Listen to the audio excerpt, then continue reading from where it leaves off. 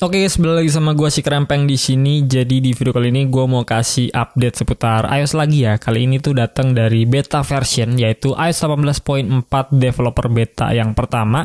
Ini adalah lanjutan dari 18.3.1 kemarin, dan di dalamnya tuh ada beberapa perubahan penting ya yang harus kalian tahu juga pastinya. Gue udah rangkum semuanya, jadi langsung aja kita bahas.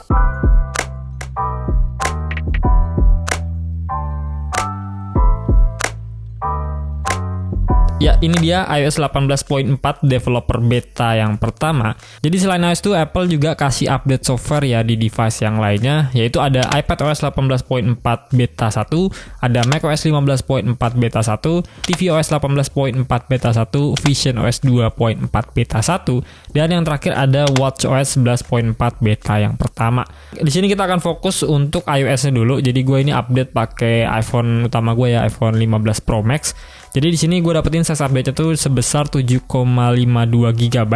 Ini posisinya dari 17.3.1 kemarin ya. Walaupun jaraknya deket ya untuk iOS-nya, tapi tetap aja ini adalah major update dari 18.3.1 ke 18.4 ya. Jadi lompatannya walaupun deket, tetap aja ini major update.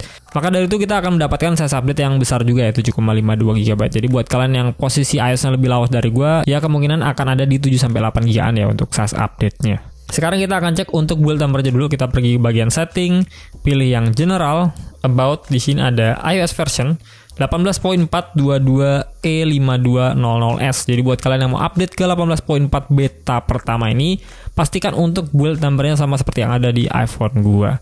Untuk modem firmware-nya di sini ada di angka 2.51.03. Lalu untuk iPhone storage-nya, di sini loadingnya cepet ya, langsung. Kita scroll ke paling bawah, ada iOS dan juga sistem data. Untuk iOS-nya di sini gue dapetin totalnya tuh di 19,51 GB, terdiri dari Apple Intelligence-nya 7,29 GB dan juga iOS-nya 12,22 GB. Sementara untuk sistem datanya gue dapetin di angka, ini cukup kecil ya, 4,95 GB. Tapi tetap aja ini tuh tentatif, dia akan berubah seiring waktu ya. Biasanya tuh stabilnya di angka 7-8 GB-an.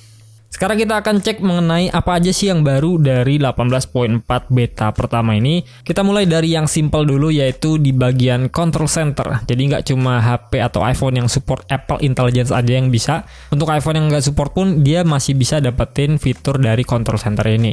Yang pertama, kalau kita tap di bagian plus ini nih, plus bagian atas.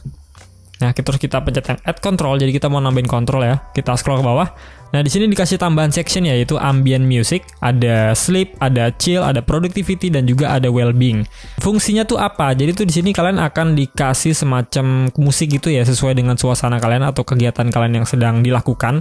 Misalnya mau tidur, kalian akan dikasih musik yang bernuansa sleep ya, bernuansa tenang untuk bawa kita jadi tidur.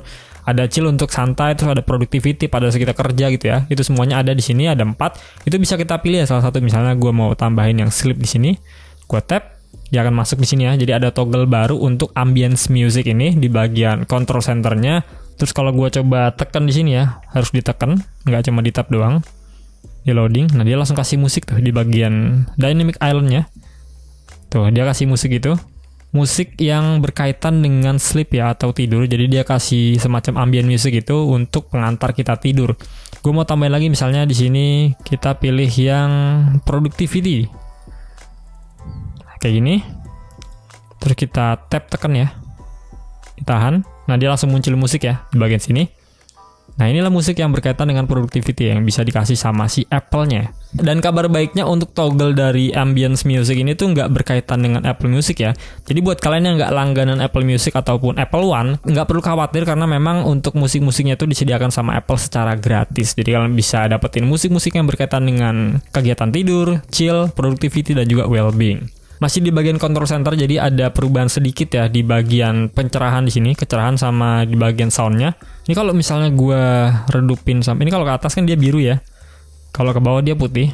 Kalau gue mentokin sampai 0%, dan dia kan ada tanda garis miring gitu ya. Terus si gambar soundnya itu berwarna putih untuk di 18.4 beta 1 ini. Sementara untuk iOS 18.3.1 ke bawah tuh dia nggak putih ya, dia berwarna abu-abu gitu. Jadi sekarang diubah sama Apple, dibikin lebih terang gitu, dan pastinya lebih bagus ya, karena memang ininya kan warna abu-abu gelap. Kecerahannya juga sama ya. Tuh, dia warna putih juga untuk si gambar mataharinya. Yang sebelumnya tuh dia warna abu-abu. Selanjutnya kita pergi ke bagian setting, pilih yang Apple Intelligence and Siri. Nah, jadi pada saat kalian pertama kali update ke 18.4.1 ya, itu kalian tuh disuruh untuk mendownload versi baru dari Apple Intelligence-nya. Kalau untuk iPhone gue ini memang udah selesai downloadnya, jadi nggak ada keterangan lagi di bagian bawah Apple Intelligence-nya. Kalau baru pertama kali kalian update, itu pasti ada keterangan seperti ini nih. Downloading support for Apple Intelligence. Jadi kalian tuh diminta untuk konekin iPhone kalian ke Wi-Fi dan juga power atau charger. Karena di proses ini tuh iPhone kalian pasti akan otomatis mendownload versi terbaru dari Apple Intelligence-nya. Jadi saran gue kalau misalnya mau selesain downloadingnya, mending standby dulu di Wi-Fi karena memang prosesnya lumayan lama. Oh ya, selain itu Apple Intelligence juga sekarang udah support digunakan di Uni Eropa ya, karena memang sudah ditambahkan juga, dan juga ada tambahan bahasanya juga ya di sini karena memang di pas pertama kali perilisan itu kan cuma terbatas untuk bahasanya. Sekarang ditambahkan beberapa bahasa yang bisa dimanfaatkan untuk orang-orang yang ada di region tersebut. Selanjutnya ada di bagian aplikasi Image Playground. Jadi kalian tinggal buka aja aplikasinya Image Playground. Sekarang tuh kalau kita mau bikin baru ya, gambar baru, di sini kita tinggal tap aja tanda plus. Nah, yang sebelumnya tuh cuma ada animasi, ilustrasi doang ya. Sekarang ditambahkan untuk sketsanya. Jadi ada 3 untuk pilihannya. Kalian bisa manfaatin animasi, ilustrasi, dan juga sketsa. Semisal di sini gue kasih satu contoh foto, udah gue masukin, dan ini modenya animasi. Kita akan ubah ke ilustrasi dan juga sketsa, hasilnya seperti apa. Ilustrasi jadi seperti ini, sketsa jadinya seperti ini. Beda semua ya. Dan kurang cocok kayaknya untuk di foto gue ini. Gue lebih suka yang animasi aja. Jadi kalian tinggal sesuaikan aja style yang kalian pilih yang seperti apa. Kita balik lagi ke bagian setting. Jadi di bagian notification itu ada toggle baru, ada section baru ya di bagian notification sini.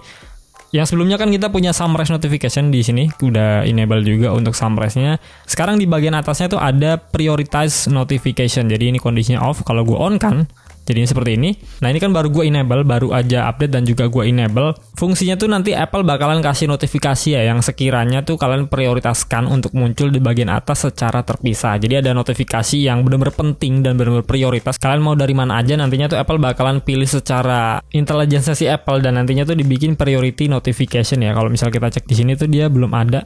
Tuh. Belum diprioritaskan karena memang ini baru banget dan baru aja gue enable. Mungkin nanti gue akan update di 3 hari atau seminggu kemudian untuk si 18.4 beta 1 ini. Kemudian ada perubahan kecil juga di bagian Genmoji. Kalau kita pergi ke iMessage ataupun WhatsApp juga sama aja. Lalu kita pilih yang icon emoticon di sini. Nah, ada keterangan Genmoji ya sekarang di sini ada icon emoticon, terus ada plusnya, terus ada tulisan Genmoji, jadi lebih panjang gitu. Yang mana sebelumnya itu cuman icon emoticon dan juga plus ya, dan itu mojok di bagian kanan sini, agak susah dipencet dan kecil. Sekarang ditambahin keterangan Genmoji. Untuk gue ini lebih bagus ya karena ukurannya jadi lebih besar dan lebih gampang kita tap seperti ini. Visual Intelligence kabarnya juga akan hadir ya di iPhone 15 Pro Series nantinya. Tapi di 18.4 beta pertama ini enggak, kemungkinan ada di beta 2, beta 3, beta 4 atau mungkin di 18.4 yang versi resminya. Kabar ini semakin kuat dengan didorongnya iPhone terbaru yang baru rilis ya, iPhone 16e. Yang mana iPhone tersebut tidak ada kamera kontrol tapi udah support Visual Intelligence. Jadi harusnya di updatean mendatang, berarti kan 18.4, iPhone lainnya yang nggak ada Visual Intelligence dan support Apple Intelligence yaitu iPhone 15 Pro Series akan mendapatkan Visual Intelligence di dalamnya. Jadi kita tinggal tungguin aja. Untuk hal yang baru itu aja yang bisa gue kasih tahu. Kalau untuk performa cenderung masih aman ya, nggak ada masalah sama sekali. Overheat, crash ataupun bugs itu gue nggak temuin di 15 Pro Max ini selama ya beberapa jam ya, karena baru aja gue update beberapa jam ini. Untuk skor Geekbench-nya udah gue tes, kalian bisa cek aja di sini untuk CPU dan juga GPU-nya. Untuk CPU-nya gue dapetin di angka 2367 untuk single core-nya, sementara untuk multi core-nya gue dapetin di 6426, 18.4 beta pertama iPhone 15 Pro Max. Sementara untuk 18.3.1 itu ada di angka 2888 dan juga multi core-nya di 7013. Jadi ada penurunan yang cukup signifikan ya sebenarnya dari single core dan juga multi core-nya. Sementara untuk si GPU-nya gue dapetin di angka 28.185 untuk yang 18.4 beta pertama. Kalau untuk 18.3.1-nya di 25.496. Jadi ini cukup beda ya, untuk CPU-nya itu ada penurunan, sementara untuk GPU-nya ada kenaikan yang cukup drastis. Tapi tetap aja itu semua cuma angka, nggak bisa dijadiin patokan utama untuk mengukur performa keseluruhan dari iPhone kalian. Untuk baterai juga gue belum bisa berbicara banyak karena memang baru aja gue update. Di sini keterangannya masih normal ya. Baterai health-nya juga masih sama, ada di 87%. Cycle count-nya di 330 ya, first use-nya di Februari 2024. Kalau untuk chargingnya di sini gue pakai charge limitnya di 100, optimize battery chargingnya gue onin, dan juga clean energy chargingnya gue enable. Gue belum bisa kasih untuk screen on time yang secara keseluruhan karena memang baru gue update.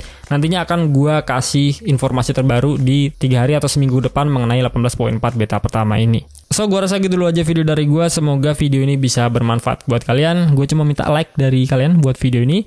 Kita ketemu lagi di video berikutnya, and goodbye.